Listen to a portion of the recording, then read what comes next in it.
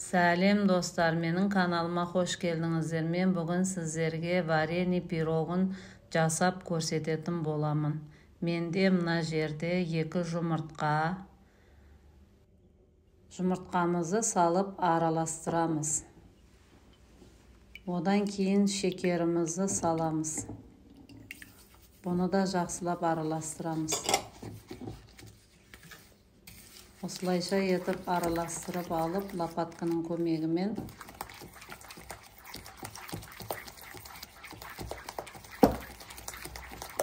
араластырып алғаннан соң ертіп алған сары майымызды да құямыз.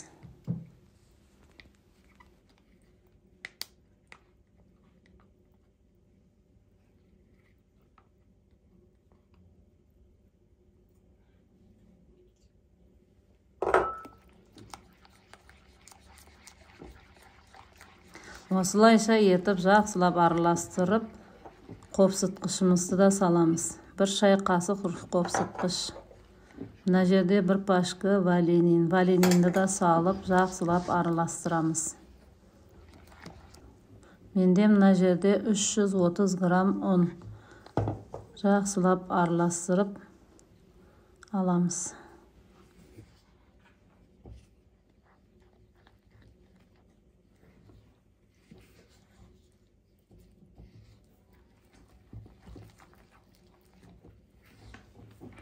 Ендігі кезекте қалған ұнымызды да салып, осылайша етіп, жақсылап 1 келкі масса етіп, лопатканың көмегімен араластырамыз. Міне менде осындай қамыр болып шықты. Осыны 2-ге бөлеміз. 1 бөлігін үлкен бөлік, 1 бөлігін кіші бөлік қылып, 2-ге бөліп, жуала етіп аламыз.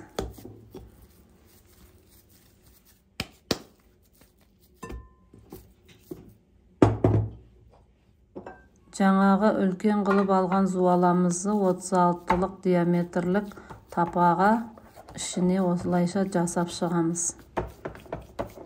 Астыңғы қабатын осылай әдемі етіп, 1 келкі етіп жасап шығамыз.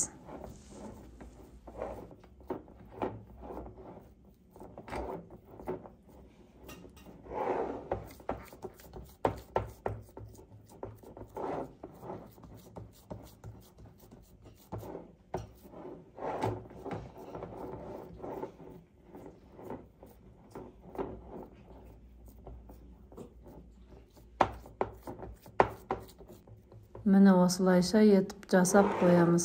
Енді кішкентай зуаласын жайып шығамыз.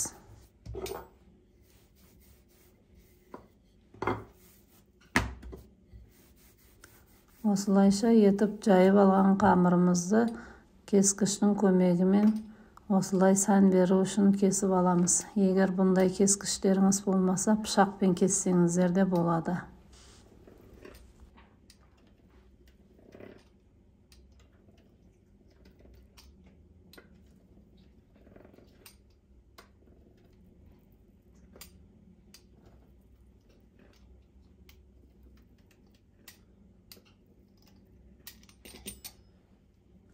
Осылайша кесіп алып, енді кезекте варенийіміз. Мен мына жерде 350 грамм варени салған едім, бірақ аз болды.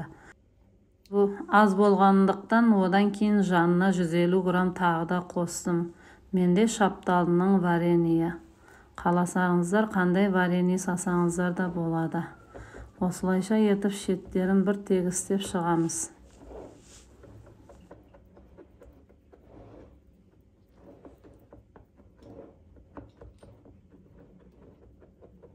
Тегістеп болғаннан соң жаңағы кесіп алған формаларымызды осылай ортасынан бастап кезек-кезек бірінші қабатын теріп шығамыз.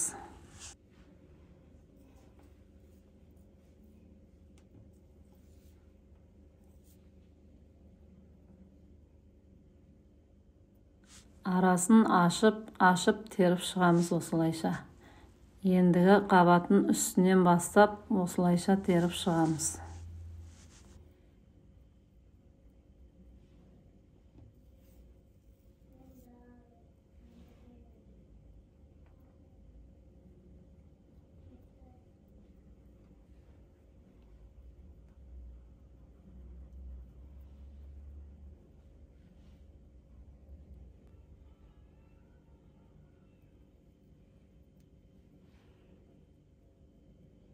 Міне менде осылай болып шықты. Енді шетінен артылып қалған қамырларды кесіп осылайша сән беру үшін бетіне қойып шықтым мен. Осы рецептпен міндетті түрде жасап көріңіздер. Менің арнама тіркеліп лайк басып кетіңіздер.